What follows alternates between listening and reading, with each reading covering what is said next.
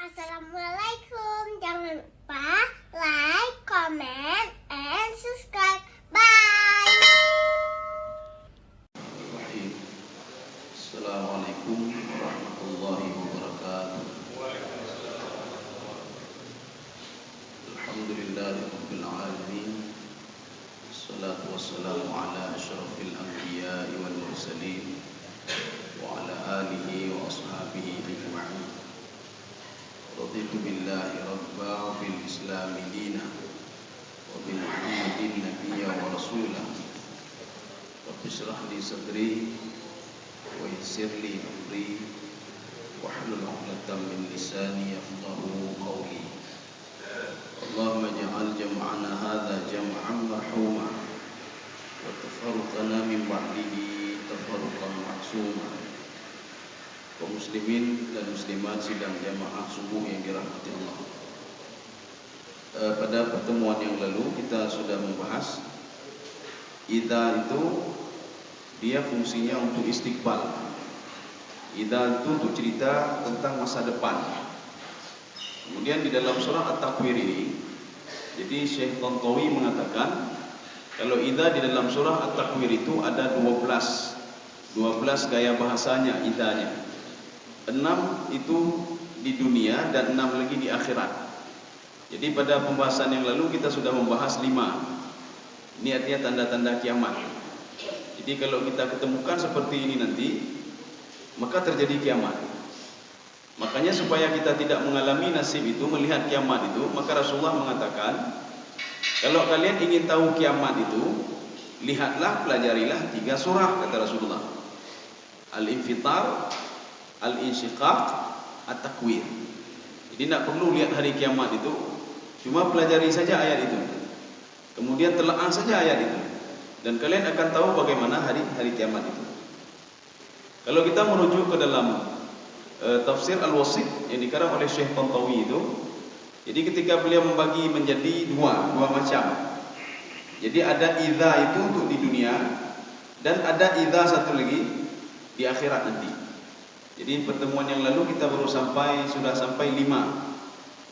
Jadi kalau kita jumpai yang ke-5 itu, berarti tanda-tanda kiamat adalah seperti itu. Kiamat akan terjadi dan kita akan menjumpai hal yang 5 tadi. Sekarang tambah satu lagi. A'udzu billahi minasyaitonir rajim. Bismillahirrahmanirrahim. Wa idzal biharu sujjirat. Ini ada beberapa tafsiran ini terhadap wa idza al-biharu sujjirat.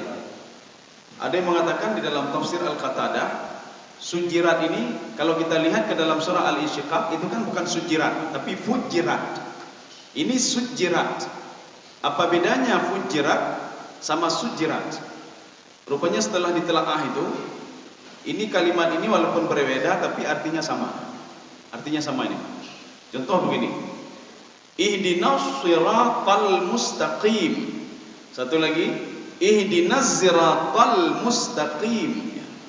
Zirat itu adalah bahasa Bani Atrah yang artinya juga jalan. Sirat itu artinya juga jalan. Jadi dua-dua ini sama artinya. Fujirat itu kalau kita menyimpan air yang sudah sangat air pompa atau apa itu, ketika kita buka dia keluar dengan sangat kuat sekali, ini namanya fujirat. Sujirat begitu juga. Jadi sujirat kalau di dalam tafsir Al-Qatadah apa kata beliau? Ini sama seperti kita menafsirkan pada surah yang kemarin itu. Surah apa itu? Al-Insyiqaq, Al-Infitar. Itu fujirat. Sujirat ini menurut Imam Al-Qatadah, dhahaba ma'uha, airnya hilang. Jadi seperti tsunami kemarin itu, setelah gempa air itu surut. Jadi surutnya air itu, hilangnya air itu salah satu kiamat ya. Jadi kalau sudah turun air itu sudah hilang, itu berarti sudah mulai. Nanti intinya di mana? Intinya ketika datang angin yang sangat kencang sekali, bergesekan dengan tempat yang kering, maka akan keluar api. Jadi kalau di dalam tafsir Sawi, disitulah matinya manusia. Jadi disitulah api semuanya manusia. Tatkala semuanya itu menjadi api. Ini satu. Yang kedua, ini kalau kita merujuk ke dalam tafsir Al-Wasit, apa kata beliau? Imtala'at al-ma'u air itu makin bertambah. Jadi kalau kita lihat laut itu biasa saja, tapi ketika kiamat nanti air itu bertambah apa? Akan terus naik, sebagaimana naiknya air pada masa Nabi Nuh alaihissalam. Karena Allah bercerita begini, apa di dalam sebuah hadis ya.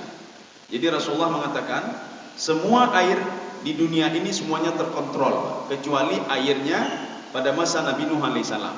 Ini cerita bukan cerita tentang akhirat, tidak, bukan cerita tentang kiamat, tidak.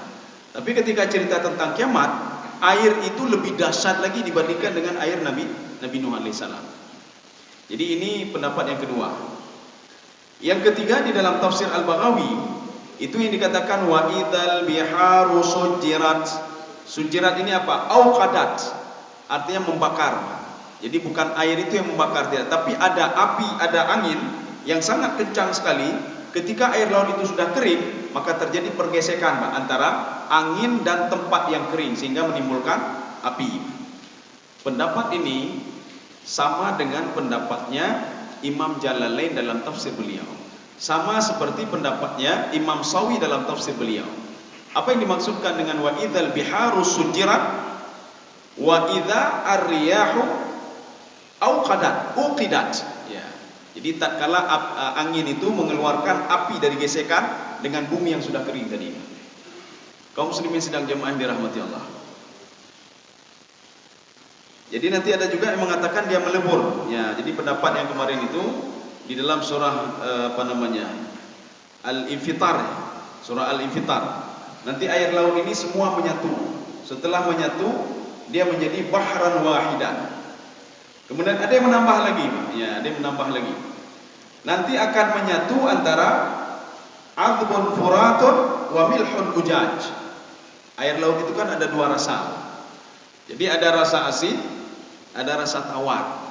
Kita memang sekarang agak ini sedikit, kok ada tawar lautan itu? Al-Quran sendiri yang mengatakan begitu. Jadi ada milhun ujaj, azbun furat.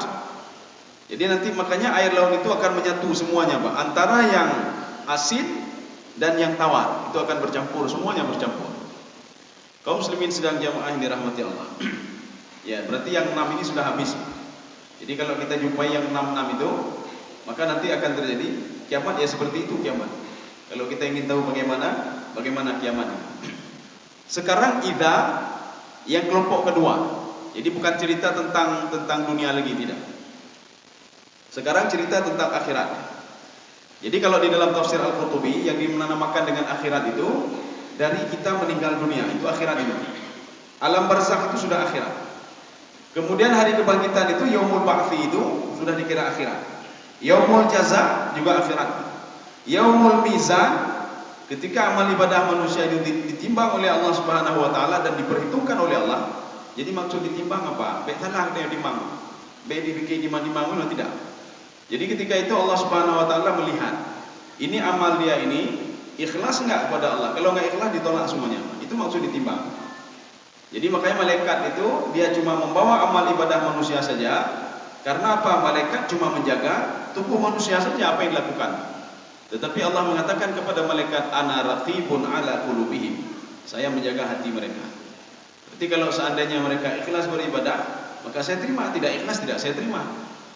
Makanya rata-rata semua amal ibadah yang kita lakukan itu mengandung amal ibadah zahiri dan batini. Kalau zahirinya beres, batini tidak beres, itu bermasalah ibadah kita. Atau batininya beres, tetapi zahirinya tidak beres, ini bermasalah juga. Ya. Bagaimana bermasalah? Kita salat, kita puasa, tapi hati kita masih dengki sama orang lain, berarti bermasalah.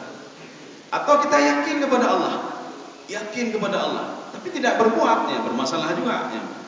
Jadi makanya ibadah itu tidak jauh dari ibadah zahiri dan ibadah batini. Maka dua-dua harus kita kejar. Kita kejar zahiri, kita juga mengejar batini. Jadi jangan zahiri saja tapi tidak batini. Jangan seperti yang dikatakan nanti oleh Ibnu Qayyim Al-Jauzi dalam kitab beliau, fahuwa sufiyun kadzib. Nanti kalau ada orang beribadah, dia tahajud, dia beribadah, tapi hatinya masih dengki sama orang lain. Dia masih ngomongin orang lain. Fahuwa sufiyun kadzib. Itu adalah seorang sufi pembohong dia. Artinya anggota tubuhnya saja yang patuh dan taat kepada Allah, tetapi hatinya tidak patuh kepada Allah. Padahal yang dijaga betul oleh Allah adalah hati. Sumber semuanya adalah hati. Kalau dibandingkan dengan anggota tubuh. Makanya pernah ada terjadi dialog antara Allah dengan malaikat. Ada seorang hamba yang tidak dicatat oleh malaikat amal ibadahnya. Kenapa? Karena malaikat tidak tahu mau catat apa. Dia cuma diam saja, diam saja. Kalau orang lain ada bersedekah, dia bergerak, buat ini, buat itu. Seorang hamba ini tidak melakukan apa-apa, dia diam saja. Yang ada apa? Niat saja dalam hati dia.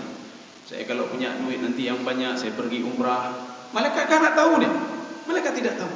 Saya kalau nanti seandainya punya duit, saya bantu anak yatim. Malaikat tidak tahu. Maka ketika itu ketemu dengan Allah Subhanahu wa taala, apa kata Allah?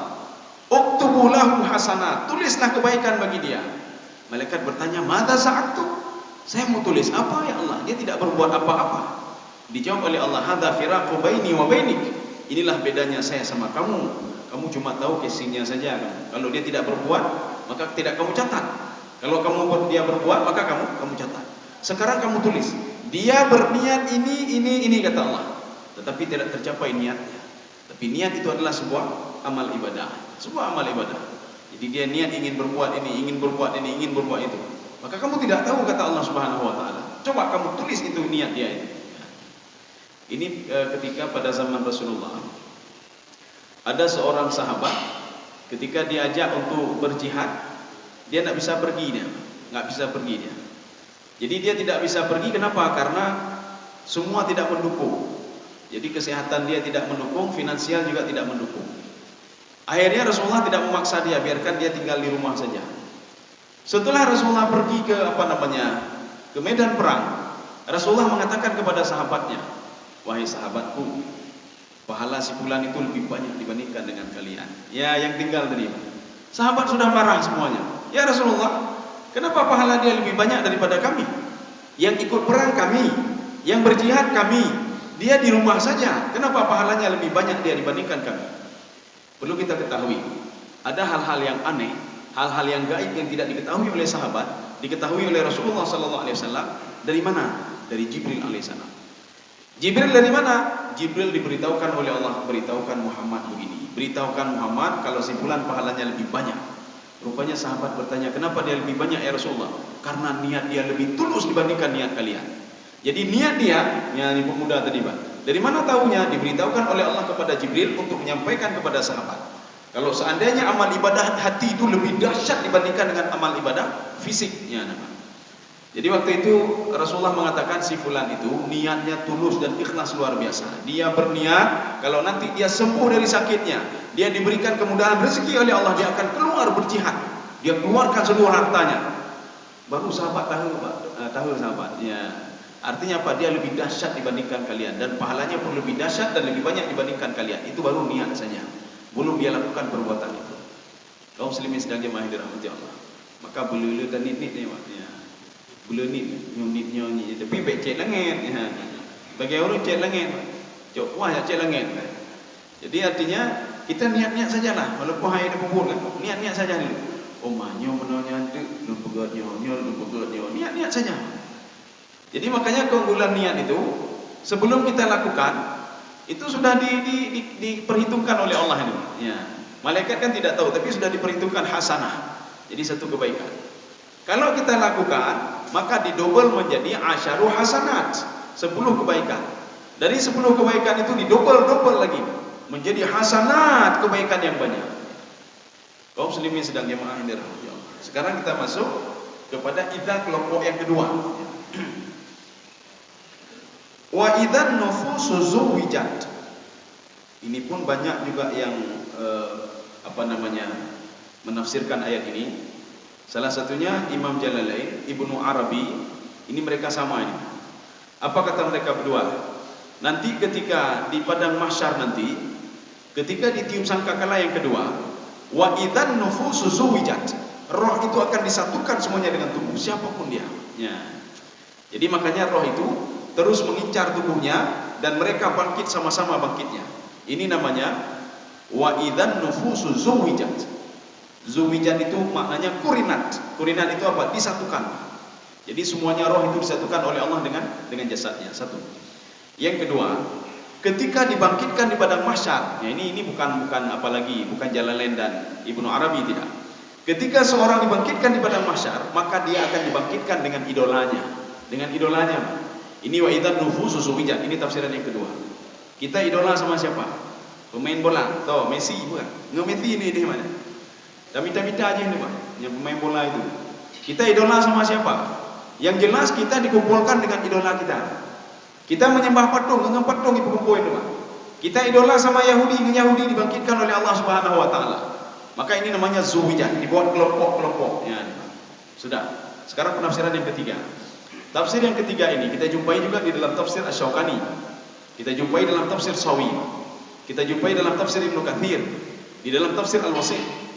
Wa idzan nufusu zuwijat. Ketika dibangkitkan di padang mahsyar, orang-orang saleh akan dikumpulkan sama-sama orang saleh. Ya, namanya. Ururu rokai, sama-sama ngururu rokai. Makanya orang saleh kelompok orang saleh sendiri. Jadi makanya Nabi Yusuf alaihissalam ketika berdoa kepada Allah Subhanahu wa taala, Allahumma anta waliyyi fid dunya wal akhirah, tawaffani muslima wa alhiqni bis salihin. Ya. Dia permintaannya ketika itu Nabi Yusuf kan hidup sengsara hidup. Dari kecil dia sengsara hidupnya. Arti sengsara apa? Dia dikata-katain macam-macam sama saudaranya, bahkan dibuang ke dalam sumur oleh saudaranya. Bahkan ketika bermasalah lagi dituduh macam-macam, akan berbuat zina, kemudian dimasukkan ke dalam penjara, kan sengsara sekali hidupnya dari kecil. Tapi setelah itu, karena Nabi Yusuf alaihissalam ramalannya itu diakui oleh raja. Kenapa? Karena ada dua orang yang masuk ke dalam penjara itu bersama Nabi Yusuf alaihissalam, mengakui kalau ramalan Nabi Yusuf itu sesuai dengan kejadiannya. Akhirnya mereka berdua melapor kepada raja. Wahai raja, kalau kamu ingin tahu apa arti mimpimu itu, takwil kamu itu, tanya kepada Yusuf alaihissalam. Karena saya sudah saya akui ramalan dia kepada saya. Ini kata yang tadi itu.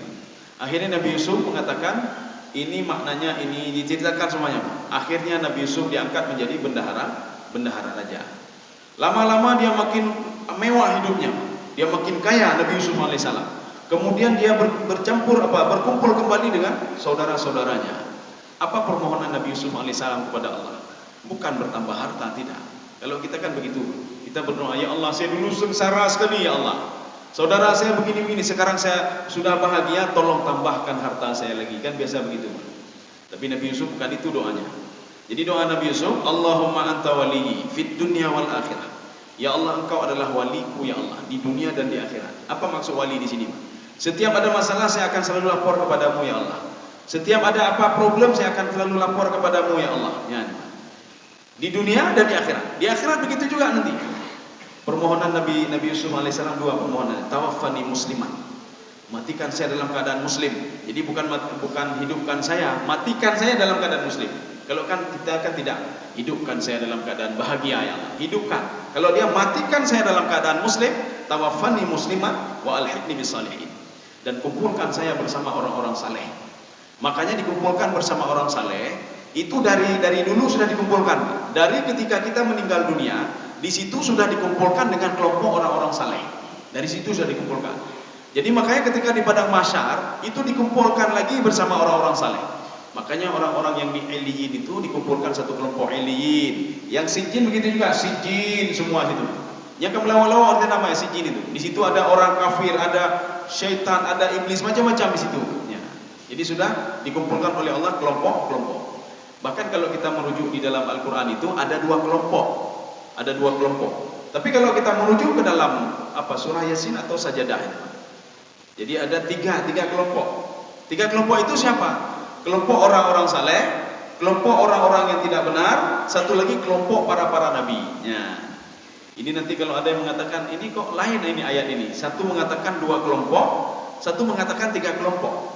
Maka yang tiga kelompok itu setelah kita melihat di dalam tafsir apa makna tiga kelompok, rupanya kelompok para nabi dan rasul. Jadi para nabi dan rasul kalau menurut yang ketiga itu mereka tidak bergabung dengan orang lain, tapi mereka nabi dan rasul semuanya. Tapi kalau merujuk ke dalam tafsir penjelasan ayat yang pertama itu menjadi dua kelompok, kelompok orang saleh dan kelompok orang yang tidak saleh. Ini yang dimaksudkan dengan wa idzan nufusu zuwijat. Kaum muslimin sedang jemaah dirahmati Allah. Ya, sekarang kita lanjut idza yang kedua. Jadi idza yang pertama. Ini kejadiannya semua di padang mahsyar, ini kejadiannya. Semua di padang mahsyar. Jadi tidak ada kejadian dunia lagi. Dunia sudah selesai yang 66 itu. Wa idzal mau'udatu su'ilat. Ya, ini saya mau dengar terjemahannya dulu nih, coba. Bisa Pak Endang coba dibaca. Dan apabila bayi-bayi perempuan yang dikubur hidup-hidup ditanya. Iya. Itu mau'udah itu yang dibunuh oleh orang tuanya. Itu tidak mesti perempuan itu. Kenapa dikatakan perempuan? Karena masa jahiliyah dulu perempuan yang dibunuh. Tapi kita ini sekarang ini bukan perempuan saja, laki-laki pun dibunuh. Bayi laki-laki pun dibunuh. Aborsi itu membunuh. Ya, jadi dibunuh laki-laki ataupun perempuan. Artinya apa? Sekarang lebih dahsyat dibandingkan zaman jahiliyah dulu. Kalau jahiliyah dulu perempuan saja yang dibunuh. Kalau sekarang tidak, laki-laki perempuan dibunuh. Maka dalam sebuah riwayat, nanti ketika dibangkitkan di padang mahsyar, maka kenapa saya katakan riwayat? Karena belum ditakhrij hadisnya, bukan belum ditakhrij, saya juga tidak tahu apakah ini kelompok hadis yang bermasalah atau tidak. Yang jelas ini hadis ini ada di dalam riwayat yang ada di dalam tafsir, kitab tafsir. Ketika dibangkitkan nanti di padang mahsyar nanti, anak yang dibunuh oleh ibunya, dia akan bergelantungan di badan ibunya. Ya, dia akan bergantung di badan ibunya. Apa kata anak itu? Dia menunjukkan kepada Allah Subhanahu wa taala, "Hadza ummi allati qatalatni." Ini ibu saya yang pernah yang membunuh saya di dunia dulu. Dia pegang ibunya. Ya. Jadi artinya tidak pernah dilepas. Kalau ada 5 orang yang dibunuh oleh ibunya, maka 5 anak itu akan bergantung di tubuh ibunya. Dan mengatakan, "Hadhihi ummi allati qatalatni." Ini adalah ibuku yang telah membunuhku. Ya. Sekarang masalahnya, Umar bin Khattab radhiyallahu anhu itu pernah membunuh anaknya juga. Pernah membunuh anaknya. Sehingga Umar bin Khattab radhiyallahu anhu ketika salat, Assalamualaikum. Ya. Pertama beliau ketawa, tersenyum. Kemudian salam yang kedua, beliau menangis. Sahabat bertanya, "Ada apa kamu?" Ya, kan biasa orang, Pak. Artinya bukan berarti tidak khusyuk dalam ibadah, tidak. Tetapi beliau saking khusyuknya ketika teringat masa lalu beliau. Jadi teringat masa lalu apa? Assalamualaikum. Teringat masa lalu dulu sebelum menyembah Allah kan menyembah patung. Patung itu macam-macam. Ada yang dibuat dari adonan, ada yang dibuat dari kayu, ada yang dari batu, ada yang dari pohon. Umar bin Khattab radhiyallahu anhu pernah membuat patung dari adonan. Ketika sudah dibuat patung dari adonan, setelah dia sembah, patung itu diambil dan dimakan. Dia tertawa, begitu bodohnya saya. Kenapa saya menyembah sesuatu hal yang saya buat sendiri? Kemudian setelah itu saya sembah sendiri, kemudian setelah itu saya makan lagi. Kan bodoh betul saya, katanya. Setelah itu dia memalingkan ke sebelah kiri, Assalamualaikum. Karena Assalamualaikum itu, kalau kita merujuk ke dalam tafsir itu banyak pengertiannya. Ada yang mengatakan Assalamualaikum untuk siapa? Untuk malaikat penjaga sebelah kiri dan sebelah kanan dan sebelah kiri. Ada yang mengatakan Assalamualaikum itu untuk siapa? Untuk jamaah yang kita melihat sebelah kanan kita dan melihat sebelah kiri kita. Jadi artinya keberkahanlah. Ada yang mengatakan salam kita pertama itu untuk imam, Assalamualaikum. Untuk imam, Assalamualaikum untuk para makmum. Ada yang mengatakan Assalamualaikum itu untuk para makmum, Wassalamualaikum itu untuk para malaikat. Ya, jadi banyak tafsiran-tafsiran itu.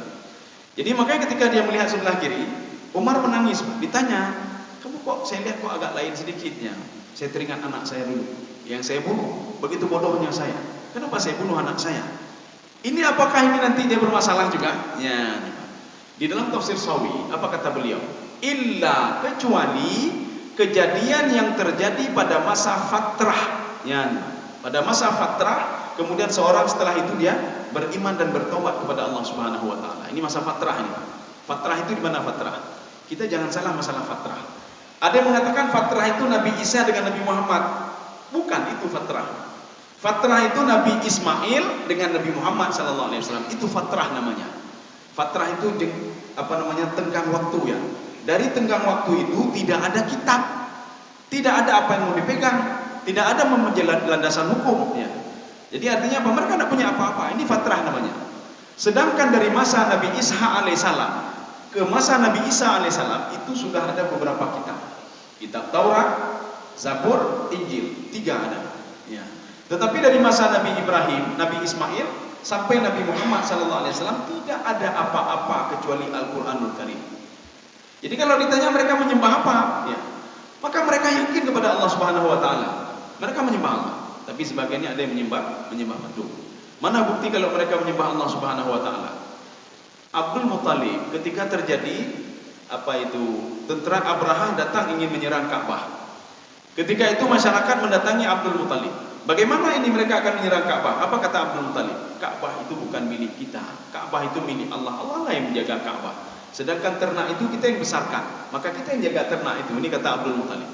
Dan Abdul Muthalib itu sempatnya berdoa ketika berada di bukit itu, dia berdoa kepada Allah Subhanahu wa taala. Jadi doanya apa? Ya Allah, lindungilah Ka'bahmu ya Allah. Ini bukan kami tidak sanggup melindungi, sedangkan pasukan Abraha itu banyak sekali.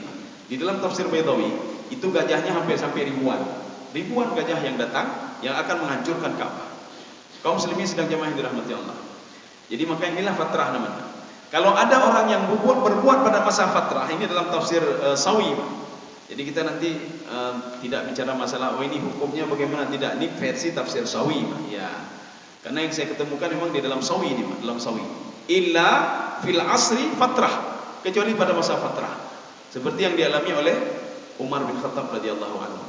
Jadi itu sudah dimaafkan oleh Allah Subhanahu wa taala. Kenapa? Karena Umar memang tidak tahu.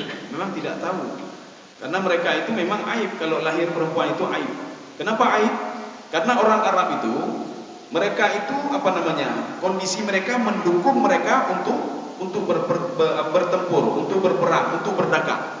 Perempuan kan tidak bisa berdagang, lemah. Maka setiap yang lahir perempuan selalu dikubur hidup-hidup. Bahkan di dalam sebuah riwayat, kalau tidak salah di dalam tafsir Sawi juga. Jadi kalau ada seorang wanita itu sedang hamil, mau melahirkan, maka suaminya sudah membuat sebuah lubang di depan istrinya ini. Jadi tunggu masa melahirkan. Ketika lahir perempuan langsung dibuang. Ketika lahir laki-laki berarti tidak jadi dibuang. Jadi sampai seperti itu. Ya. Kita tidak salahkan juga karena mereka itu menuntut lingkungannya menuntut untuk menjadi anak yang berjuang, seorang yang pedagang. Karena orang Arab itu suka pergi dari Mekah Al-Mukarramah pergi ke Yaman, dari Mekah pergi ke Syam. Ya. Kaum muslimin sedang jemaah yang dirahmati Allah. Ini wa idzal mau'udatu su'ilat. Anak-anak yang ditanam itu, anak-anak yang dibunuh itu, seorang ibu yang melakukan aborsi terhadap anaknya, membunuh anaknya itu akan ditanya oleh Allah Subhanahu wa taala. Wa idzal mau'udatu su'ilat. Jadi ditanya, "Kamu kenapa kamu?" Ya, dia menjawab, "Inilah yang membunuh saya ini ya Allah." Ya, ini yang membunuh saya. Orang tua ini membunuh saya tidak punya dosa apa-apa. Tapi kebalikannya. Pada masa sahabat, ada seorang wanita, dia melahirkan meninggal anaknya. Melahirkan meninggal lagi anaknya. Melahirkan yang ketiga meninggal lagi anaknya. Sehingga sahabat ini melapor kejadian ini kepada Rasulullah sallallahu alaihi wasallam. Ya Rasulullah, istri saya setiap melahirkan meninggal, anak saya meninggal, yang kedua meninggal, yang ketiga meninggal. Apa kata Rasulullah? Saya berdoa kepada Allah, kalau kamu punya anak yang selanjutnya biar meninggal lagi, kata Rasulullah. Sahabat terkejut, ya Rasulullah, kenapa doanya seperti itu? Ya, saya mau anak saya hidup ya Rasulullah. Kenapa engkau berdoa seperti itu ya Rasulullah? Wahai sahabatku, perlu kamu ketahui, ketika anak kamu meninggal, dia akan menjadi penolongmu di padang mahsyar. Ya, nih. Anak yang lahir belum di dalam kandungan atau lahir ketika dia lahir itu meninggal, dia akan menjadi penolongmu di padang mahsyar. Berarti kalau satu penolongmu, kalau tiga yang mengejarmu akan mencarimu di padang mahsyar. Kalau 4 berarti 4 anakmu akan mencari kamu di padang mahsyar. Baru tenang sahabat ini. Alhamdulillah. Berarti sudah 3 anak saya yang akan mencari saya di padang mahsyar nanti. Makanya ketika kita mengecek hadis ini, bagaimana cara anak ini mencari orang tuanya di padang mahsyar? Jadi nanti ada di sini diumpamakan 2 orang anak. Ketika itu orang tuanya dalam keadaan kan telanjang. Kita telanjang semuanya. Yauma jitumuna furada kama khalaqnakum awwala marrah. Kalian akan ketemu dengan saya sebagaimana kalian dilahirkan dari rahim ibu kalian. Tidak punya baju, tidak punya celana, tidak punya jabatan, tidak punya apa-apa, enggak punya apa-apa. Begitulah kalian ketemu dengan saya. Cuma nanti anak kalian itu akan menolong kalian. Ya. Jadi makanya dalam riwayat itu disebutkan anak itu akan memegang bahu kedua orang tuanya, ipeh bahu. Ayah, ipeh bahu. Ikuti saya. Berarti kalau ada 2 anaknya yang meninggal, 2 orang anaknya akan terus mencari ayah dan ibunya. Bukan ibunya saja, tidak, ayah dan ibunya. Maka ketika itu mereka akan digiring masuk ke dalam surga. Yang menggiring siapa? Itulah kedua anak ini. Jadi makanya kita jangan merasa ini, saya tidak punya anak, bagaimana anak selalu lahir meninggal, lahir meninggal. Jadi yang meninggal itulah yang akan menolong. Ya, ini yang pertama. Yang nanti akan dipakaikan baju oleh anaknya, dipakaikan baju pada kedua orang tuanya, baru dibawa ke pintu surga. Sampai malaikat bertanya, kamu apakah sudah melewat sirat? Tidak, kata orang tuanya tadi. Kamu sudah di jasa, sudah di mizan, ditimbang oleh Allah? Saya nak tahu juga apa itu timbangan. Siapa yang bawa kamu kemari? Dijawab oleh anaknya, saya yang membawa kemari orang tua saya dengan izin Allah Subhanahu wa taala. Akhirnya enggak ditanya lagi sama malaikat. Ya. Ini ada juga nanti syafaat orang tua dari seorang anaknya penghafal Quran. Dia cari ayahnya, dia cari ibunya. Ya. Kaum muslimin sedang jemaah yang dirahmati Allah. Ya, ini kebalikan dari ini, Pak. Tapi anak yang dibunuh itu, dia akan mencari ayahnya juga. Tetapi apa? Mencari ayahnya dan tidak akan dilepas-lepaskan lagi ibunya, Pak. Kalau ayahnya yang bunuh berarti ayahnya yang dicari, Pak. Tidak akan dilepas lagi, Pak. Sehingga dia ketika ditanya oleh Allah, wa idzal mau'udatu su'ilat. Ketika anak ini ditanya oleh Allah, kenapa kamu begini? Saya sudah dibunuh, ini pembunuh saya. Ibunya dia tunjuk, Pak. Jadi kalau dalam riwayat tadi, hadhihi ummi allati qatalatni. Ini adalah ibuku yang sudah membunuh, kata anak tadi. Berarti kalau dia sudah membunuh 5 orang, 5 orang anaknya mengikuti dia. Kalau dia punya anak penghafal Quran, ada 10 orang anak penghafal Quran, 10 orang anak ini akan mengikuti dia dan mencari ayah dan ibunya ketika di padang mahsyar nanti. Kaum muslimin sedang jemaah yang dirahmati Allah. Kita lanjut lagi, Pak. Wa idzas suhufu nusyirat. Jadi apabila suhuf ini itulah catatan. Apabila catatan itu dibuka di depan manusia. Makanya inilah yang membuat Rasulullah sallallahu alaihi wasallam pada suatu hari Rasulullah tersenyum saja. Ditanya oleh sahabat, "Kenapa engkau tersenyum ya Rasulullah?" Saya tersenyum. Ketika di padang mahsyar nanti, ketika akan dibentangkan amal-amal kalian itu, ada amal baik, amal jelek, amal yang ditolak oleh Allah, yang diterima oleh Allah. Ada seorang pemuda berani berdebat dia dengan Allah Subhanahu wa taala. Padahal Allah sudah cukup bukti untuk bisa menyeret dia ke dalam neraka, sudah cukup bukti. Banyak sekali bukti-buktinya. Tapi dia tetap bersikeras kalau dia tidak berbuat amal ibadah, tidak berbuat kejahatan itu. Sahabat bertanya, bagaimana ceritanya ya Rasulullah? Ketika nanti dibangkitkan di padang mahsyar, ketika dibawa catatan amal dia, ini catatan kamu. Catatan yang yang dinampakkan kepada kita bukan catatan seperti lembaran-lembaran begini, tidak. Tetapi catatan digital. Ya. Digital ini bisa berarti rekaman, bisa berarti catatan, bisa berarti ingatan-ingatan. Saya bersaksi begini, saya begini kata malaikat, saya melihat dia begini. Semua tercatat dalam kitab digital itu. Tetapi pemuda ini menolak. Apa katanya? Itu hoax itu. Ya. Berani dia katakan catatan itu hoax, Pak. Catatan itu hoax, enggak benar. Catatan malaikat itu hoax, enggak benar itu. Sehingga Allah mengatakan, kalau kamu tidak percaya kepada catatanmu, bagaimana dengan saksi yang terus mengikutimu, 2 malaikat ini? Wah, itu lebih-lebih lagi ya Allah, kata pemuda tadi, Pak. Itu 2 malaikat itu enggak senang sama saya dia. Ketika saya berbuat baik enggak dicatat kebaikan. Tapi ketika saya berbuat jahat, dia catat semua kejahatan saya. Wah, enggak percaya dia sudah kedua. Sekarang yang ketiga, bagaimana dengan Lauhul Mahfuz, kata Allah? Yang di situ catatan kamu lengkap semuanya di situ. Itu lebih-lebih lagi, kata pemuda ini. Itu sudah zalim itu ya Allah. Saya belum berbuat tapi sudah tercatat di situ. Saya belum masuk ke dalam surga atau neraka tapi sudah tercatat di Lauhul Mahfuz kalau saya adalah penghuni neraka. Saya tidak mau terima ya Allah. Itu zalim namanya. Ya, kalau sudah zalim kata dia. Sekarang kamu percaya kepada siapa, kata Allah kepada pemuda tadi. Kamu percaya kepada siapa sekarang? Saya percaya kepada diri saya sendiri. Karena yang mengalaminya adalah saya. Yang berbuat adalah saya. Yang berbuat kebaikan adalah saya. Berbuat kejahatan juga saya. Kemudian Allah mengatakan apa? Yauma idzin tuhadditsu akhbaraha. Semua yang benda mati semuanya menjadi saksi pada pemuda tadi, termasuk tangannya menjadi saksi. Tangan yang ngomong sama Allah, saya ambil punya orang lain ya Allah. Kata jidatnya, saya tidak pernah salat ya Allah. Kata kakinya, saya tidak pernah pergi ke tempat yang baik-baik ya Allah. Sehingga pemuda tadi marah dengan anggota tubuhnya. Kenapa kamu bersaksi kepada Tuhanmu sendiri? Apa dijawab? Kamu kenapa bisa ngomong kamu? Kenapa bisa bersaksi? Dijawab oleh seluruh anggota tubuhnya. Antaqanallahu alladzi antaqa kulla syai'. Allah lah yang membuat kami bisa berbicara. Kenapa? Kami makhluk Allah Subhanahu wa taala. Kemudian setelah itu tanah juga bicara. Semua bicara apa? Yauma idzin tuhadditsu akhbaraha. Kalau versi tafsir Ibnu Abbas, tanah yang kita injak untuk pergi ke masjid, untuk pergi ke musala, untuk pergi ke tempat-tempat kebaikan akan menjadi saksi semuanya tanah itu. Ini maksudkan dengan yauma idzin tuhadditsu akhbaraha. Tuhaddits itu berasal dari kalimat haddatsa yuhadditsu. Kalau dalam bahasa Inggrisnya apa? Conversation ya. Conversation itu ditanya jawab, tanya jawab. Semua itu. Ditanya kepada tembok dijawab, ini tanya dijawab, semua dijawab. Benda mati menjadi saksi. Sebagaimana kita sidik jari menjadi saksi nanti. Ini ketika di dunia saja sidik jari kan tidak bisa bicara, Pak. Tapi sidik jari ini bisa bersaksi dan bisa berbicara. Kalau ini adalah milik kita. Kalau kita berbuat sesuatu melalui apa? Sidik jari saja. Kaum muslimin sedang jemaah dirahmati Allah. Makanya setelah itu pemuda ini tidak bisa menolak lagi dia. Tidak bisa berdebat lagi dengan Allah kalau dia tidak melakukan ini, tidak melakukan ini dan tidak melakukan itu. Tidak bisa berdebat lagi. Sehingga dia mengatakan halaka anni sultaniyah. Habislah hujah saya sekarang. Habis lun.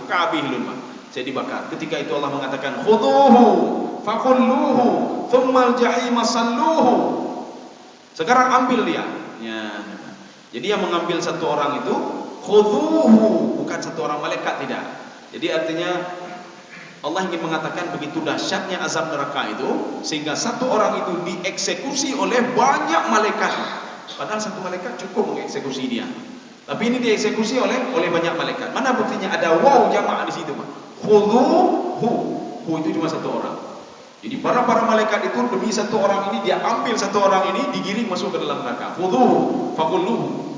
Ghullun itu apa? Ikat tangannya dengan rantai di belakang kepala, Pak. Itu ghullun namanya, Pak. Ya, ghullun. Makanya penghuni neraka tangannya semua terantai ke belakang. Ya, semua terantai ke belakang. Kaum muslimin sedang jemaah dirahmati Allah. Ini yang dimaksudkan wa idzas suhufu nusyirat. Nusyirat ini artinya quri'at. Quri'at itu dibaca atau uridat. Uridat itu apa? Uridat dinampakkan. Ini catatan kamu. Kira-kira kamu masuk ke mana kata Allah Subhanahu wa taala. Tapi kalau kita merujuk ke dalam Syaukani, tafsir Syaukani, kita merujuk ke dalam tafsir Sawi, tapi tidak ada dalam jalan lain, Pak. Kita merujuk ke dalam tafsir-tafsir lain juga, tafsir Al-Wasit, At-Tabari, Al-Qurtubi. Apa kata mereka ini? Mereka mengatakan buku catatan amal kita, kebaikan dan kejahatan sebelum dinampakkan di padang mahsyar sudah pernah dinampakkan ketika kita mau meninggal dunia. Ya. Makanya seorang itu ketika di padang mahsyar dia sudah tahu sebenarnya catatannya bagaimana, dia sudah tahu dia. Apakah dia akan diseret ke neraka atau diseret ke dalam surga, dia sudah tahu. Kenapa? Karena ketika mau meninggal dunia itu semua nampak sama dia, Pak. Nampak sama dia. Kalau nggak percaya kita saksikan sama-sama nanti ketika sakaratul maut. Ya, dinampakkan sama dia, ini catatan kamu, ini ibadah kamu, ini kejahatan kamu, ini maksiat kamu. Makanya orang ketika meninggal dunia itu pandangannya kosong, dia, Pak. Pandangannya kosong, dia lihat ke atas. Dia sedang melihat amal ibadah dia. Dia sedang melihat kejahatan yang dilakukan selama ini. Artinya dinampakkan semua oleh Allah Subhanahu wa taala. Makanya catatan kita dinampakkan itu 2 kali. Yang pertama ketika sakaratul maut, yang kedua ketika kita nanti di padang mahsyar. Jadi makanya orang-orang yang yang diberikan catatan kebaikan, apa kata dia? Inni dhanantu anni mulaqin hisabiyah. Saya sudah mengetahui catatan saya apakah baik atau buruk. Sudah saya ketahui, kata pemuda ini, Pak. Ini akan dimasukkan ke dalam surga. Dari mana dia tahu? Ketika sakaratul maut. Ya, dia mau meninggal dunia. Kemudian satu lagi, apa kata dia? Ya laitaha Ya laitani lam uta kitabiyah. Ya Allah, tidak usah kau berikan catatan kepada saya. Tidak usah kasih nampak kepada saya. Saya sudah tahu ketika sakaratul maut saya akan kau giring masuk ke dalam neraka. Saya sudah tahu, ya Allah. Ya.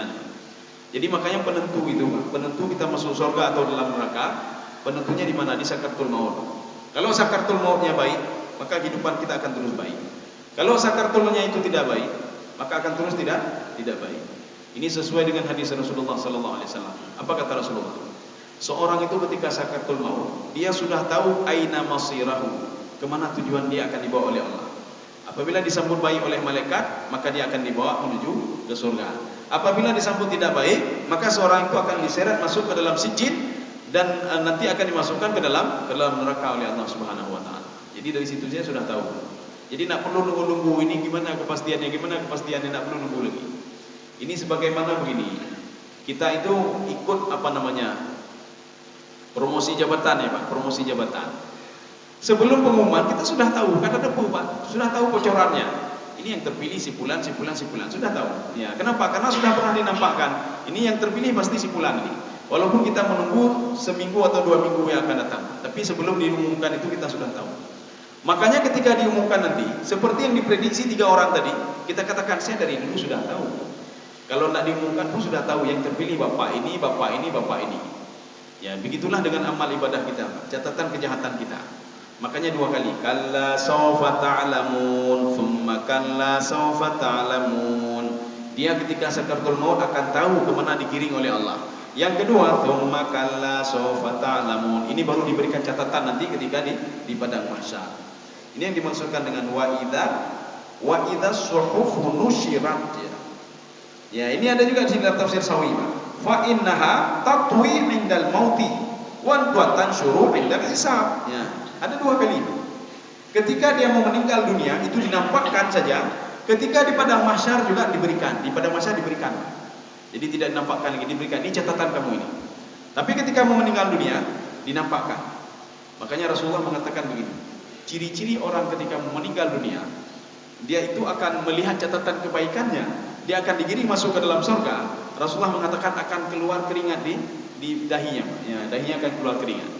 Kalau kita lihat secara psikologi itu Allah alam kenapa bisa demikian, kenapa bisa keluar keringat di dahinya. Jadi artinya memang kalau kita merujuk ke dalam hadis Rasul, memang sinyal-sinyalnya seperti itu.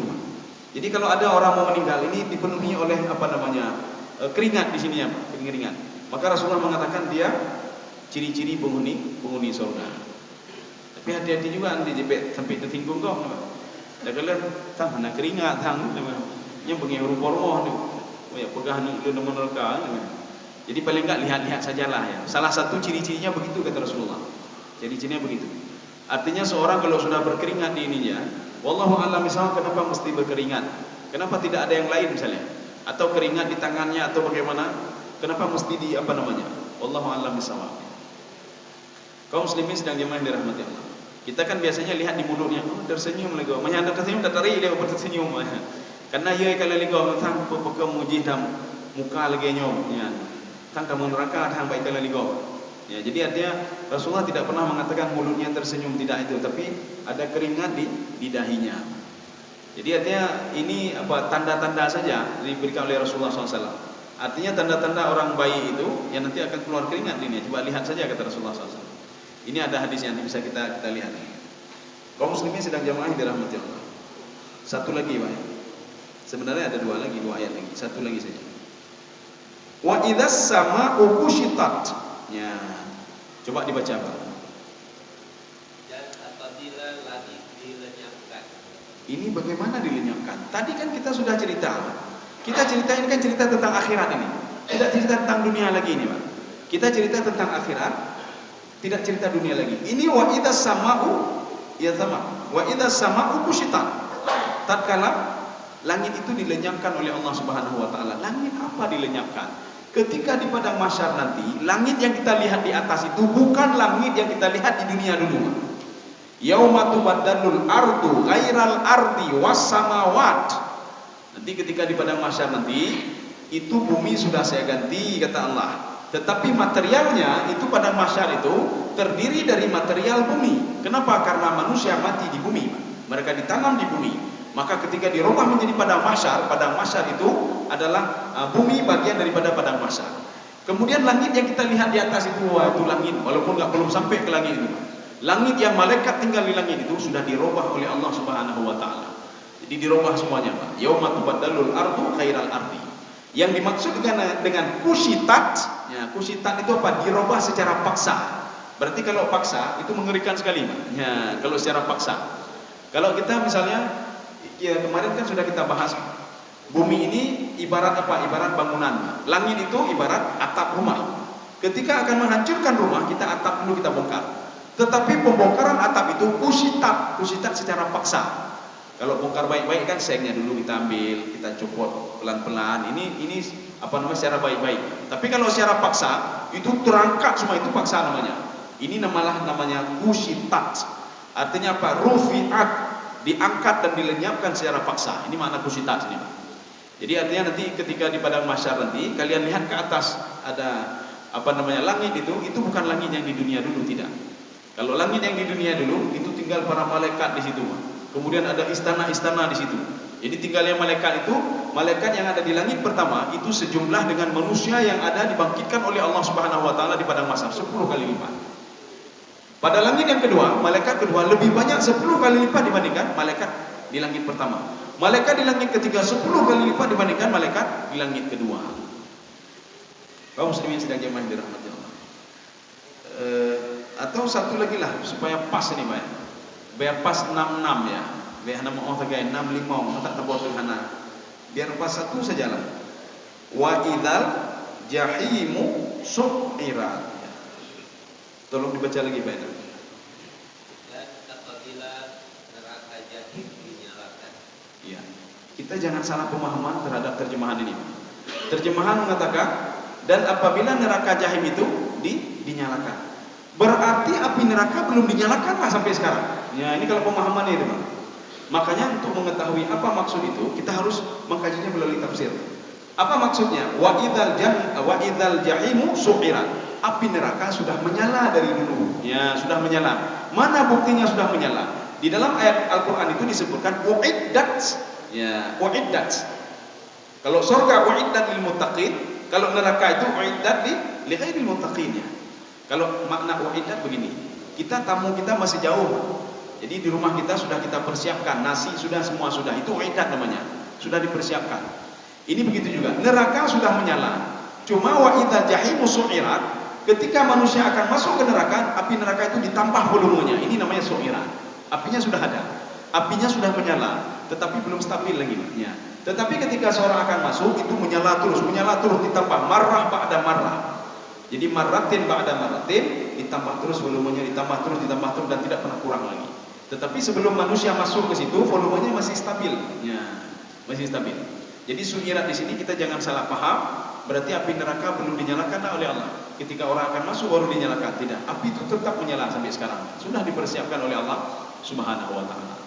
Bahkan neraka itu sudah ada nama-namanya di situ. Ketika manusia berdiri di padang mahsyar, itu di neraka sudah ada nama si fulan sudah ada semua, Pak. Sehingga dia tinggal memanggil saja. Tad'u man adbara wa tawalla. Ya. Jadi neraka itu memanggil orang-orang yang berpaling, Pak. Dipanggil oleh neraka. Kalau di dalam versi tafsir Ibnu Abbas, neraka itu satad'u ashabaha binida'in fasihin. Dia akan memanggil orang yang akan masuk ke dalam neraka dengan panggilan yang fasih.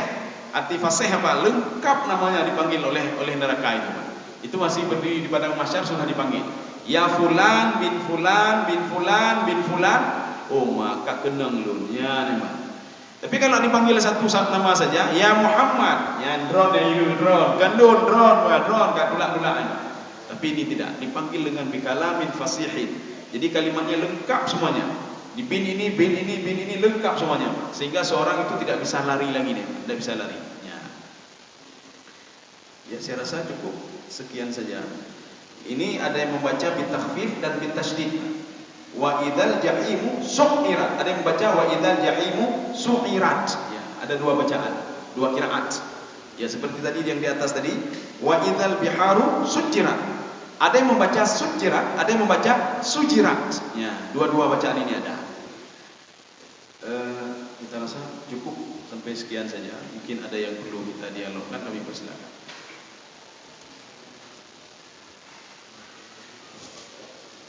Ya.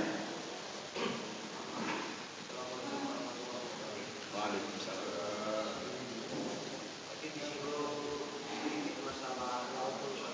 Iya.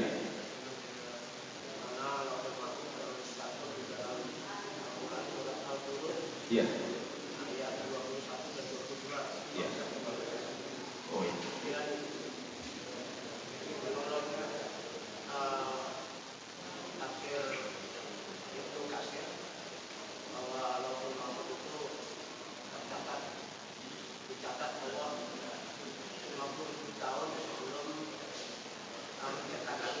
Betul, betul.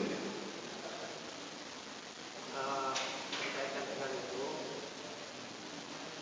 kemudian di dalam surat Al-Hud tadi bahwa Lauhul Mahfuz adalah tercatat ada di kening malaikat Israfil atau di antara dua kata.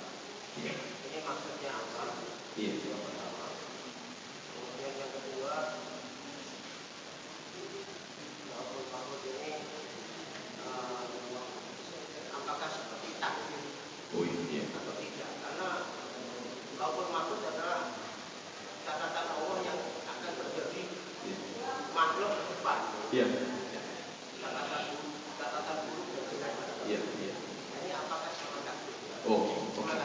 Bagus sekali. Jadi apalagi ini sebentar lagi kita akan waktu-waktu menunggu Lailatul Qadar ya. Lailatul Qadar. Kita akan bedakan. Ini akan saya jawab melalui tafsir Ibnu Abbas. Ibnu Abbas ketika menafsirkan surah Ar-Ra'd, yamhullahu ma yasha'u wa yuthbit wa 'indahu ummul kitab. Jadi kata Ibnu Abbas, amal catatan kita bisa dihapus oleh Allah dan didatangkan catatan yang baru yang tidak bisa dihapus. Mana kata Ibnu Abbas, wa 'indahu ummul kitab, yang ada di Lauhul Mahfuz tidak bisa berubah. Sekarang pertanyaannya begini, yang bisa berubah tadi apa sebenarnya? Kenapa bisa berubah takdir? Apakah kita bisa merubah takdir? Kalau sudah ditakdirkan oleh Allah si fulan dalam tahun ini dapat rezeki 20%, apakah 20% itu bisa berubah menjadi 30%? Dijawab oleh Ibnu Abbas, bisa berubah. Kenapa bisa berubah? Ya, nanti ketika Lailatul Qadar, ini kita Lailatul Qadar itu kalau versi tafsir Ibnu Abbas mengatakan turunnya Al-Quran itu Lailatul Qadar bukan ke bumi, tetapi ke Lauhul Mahfuz, dari Lauhul Mahfuz ke Baitul Izzah. Kita itu semalam ada yang sudah memperingati Nuzulul Quran. Nuzulul Quran yang diperingati semalam atau sebentar lagi nanti malam diperingati Nuzulul Quran adalah memperingati cuma 5 ayat saja yang turun kepada Rasulullah di bulan Ramadan, 17 Ramadan. Itu surah Al-Alaq, Iqra bismi rabbikal ladzi khalaq sampai alladzi 'allama bil qalam, 5 saja. Sedangkan kata Ibnu Abbas, Al-Quran turun sekaligus dan kita memperingati itu pada tanggal 27 Ramadan pada Lailatul Qadar, bukan di bumi tetapi di dari Lauhul Mahfuz ke Baitul Izzah. Baitul Izzah itu langit pertama, turunnya ke situ semua. Sekarang kenapa mesti diperingatkan di sini seperti 17 Agustus? 17 Agustus kan kenapa setiap tahun diperingati? Dijawab oleh Imam At-Tabari dalam tafsir beliau. Kata beliau, kejadian Lailatul Qadar itu bukan di bumi tetapi di langit. Ya, pada 27 Ramadan di langit. Jadi maka untuk memperingatinya, karena Allah itu memuliakan manusia, maka peringatannya itu di bumi. Kapan? Ini versi Ibnu Abbas, 27 Ramadan. Maka Ibnu Abbas berkesimpulan, Lailatul Qadar itu tidak mungkin berubah-ubah. 17 Agustus kita peringati tetap 17 Agustus, tidak mungkin 18 Agustus. Walaupun kejadiannya sudah puluhan tahun yang lalu, tetap 17 Agustus. Anak cucu kita juga tetap 17 Agustus. Ini alasan Ibnu Abbas. Maka kata Ibnu Abbas, Lailatul Qadar itu pasti 27 Ramadan. Kenapa? Memperingati turunnya Al-Quran dari Lauhul Mahfuz ke Baitul Izzah. Al-Quran yang kita maksud di sini adalah yang selalu kita baca adalah bocoran Lauhul Mahfuz. Salah satu bocoran Lauhul Mahfuz. Maka beruntunglah orang yang membaca Al-Quran. Makanya kenapa Jibril itu dimuliakan oleh Allah? Karena yang menurunkan Al-Quran adalah Jibril.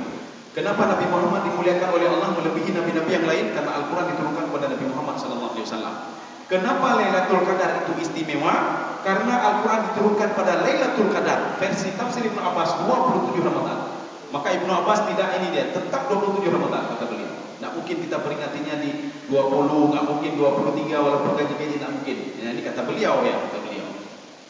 Jadi makanya kata Imam At-Tabari, karena Allah itu memuliakan manusia, maka kejadian itu diperingatinya di bumi. Seluruh malaikat turun, seluruh roh turun. Ada 4 malaikat yang diberitahukan oleh Allah tentang takdir manusia. 4 malaikat, tidak lebih daripada itu, tidak lebih dan tidak kurang. Malaikat Jibril, Mikail, Israfil, Israel, 4 malaikat yang diberitahukan oleh Allah takdir manusia setahun ke depan. Ya, jadi tahun 2022 sampai 2023 Allah memberitahukan kepada 4 malaikat ini bagaimana kejadian bumi ini nanti. Apa yang terjadi sama bumi ini? Apa yang terjadi sama si fulan dan si fulan? Allah memberitahukan kepada Israel, menyebutnya, wahai Israel, tahun ke depan ini sampai 2023 si fulan meninggal dunia. Beres, tercatat di kepala Israel. Kemudian Allah memberitahukan kepada Jibril, wahai Jibril, setahun ke depan ini kampung ini kamu hancurkan, ini kamu hancurkan, ini kamu hancurkan. Terekam semua di kepala Jibril. Inilah yang dikatakan oleh Ibnu Abbas. Takdir yang diketahui 4 malaikat ini bisa berubah akibat kita berdoa kepada Allah. Mana buktinya? Doanya Umar bin Khattab radhiyallahu anhu ketika Umar berdoa kepada Allah, ya Allah, apabila takdir saya jelek maka rubahlah menjadi baik. Ini maksudnya apa? Takdir yang ada di tangan malaikat tadi, Pak. Malaikat sudah terekam di kepala dia, ini si fulan rezekinya 20% saja. Tetapi si fulan terus berusaha dan beribadah dan berdoa kepada Allah. 20% tadi bisa berubah menjadi 50%. Bahkan bisa menjadi 100%. Ini takdir yang diketahui oleh malaikat. Tapi cuma setahun saja. Tahun depan diberitahukan lagi yang lain lagi. Ya, Ini bisa berubah, tetapi di Lauhul Mahfuz tidak bisa berubah. Catatan yang ada di Lauhul Mahfuz sebelum manusia itu jadi, sebelum manusia jadi. Makanya pertanyaannya begini nanti.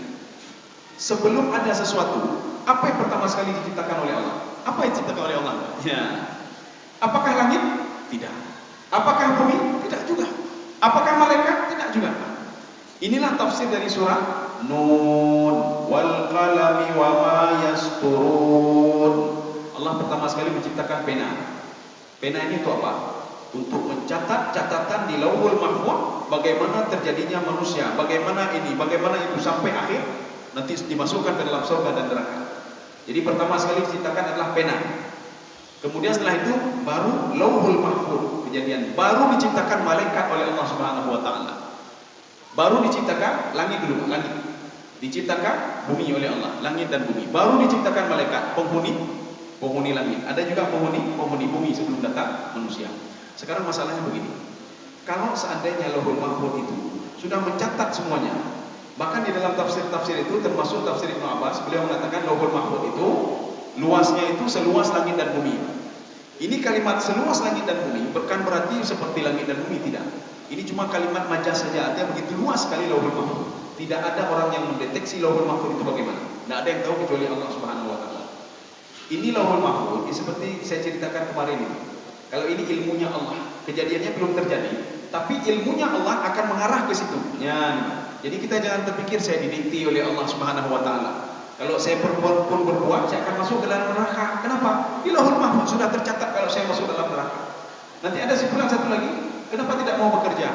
Saya sudah ditakdirkan oleh Allah memang seperti itu, ya katanya Pak. Maka untuk apa saya kerja? Capek-capek saya kerja di Lauhul Mahfuz tertulis rezeki saya tidak ada. Nah, itu yang ada di Lauhul Mahfuz adalah ilmunya Allah. Ini seperti kita prediksi, Pak. Ya. Seorang itu akan main bola sebulan atau 2 bulan akan datang main bola, kelompok klub A dengan klub B dia tanding. Kita sebagai pengamat ketika melihat siapa pemainnya kita tanya, simpulan dong.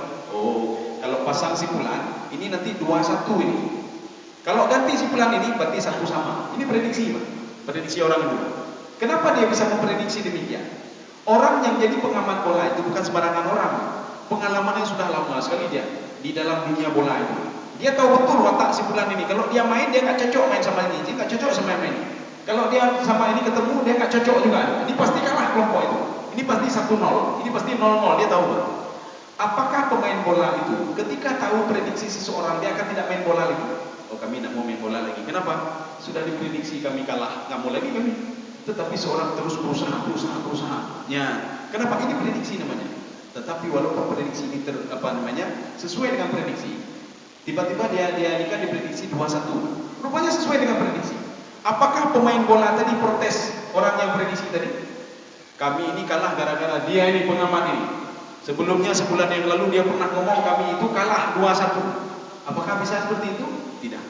Sama seperti seorang ketika dia dimasukkan ke dalam neraka oleh Allah, dia tidak bisa protes kepada Allah. Ini gara-gara engkau ya Allah, di Lauhul Mahfuz sudah tertulis kalau saya masuk ke dalam neraka. Tidak bisa juga.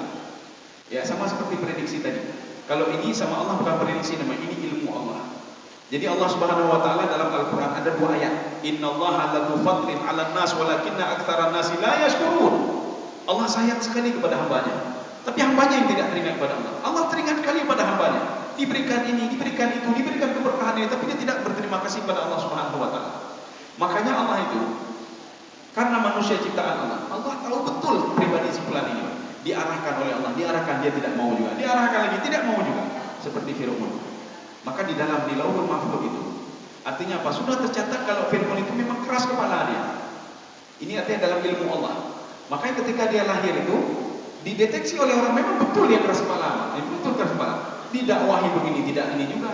Dan kemudian dia sudah pernah mengakui juga ketika diberikan bala oleh Allah sebelum ditenggelamkan itu. Sungai Nil itu berubah menjadi darah semuanya. Fa arsalna 'alaihim tufan wal jarada wal qummal wad dafadi'a ayatin mufassalat. Maka ada 4 tanda-tanda, ada 5 enggak salah satu lagi, Pak. Sebelum Fir'aun ditenggelamkan.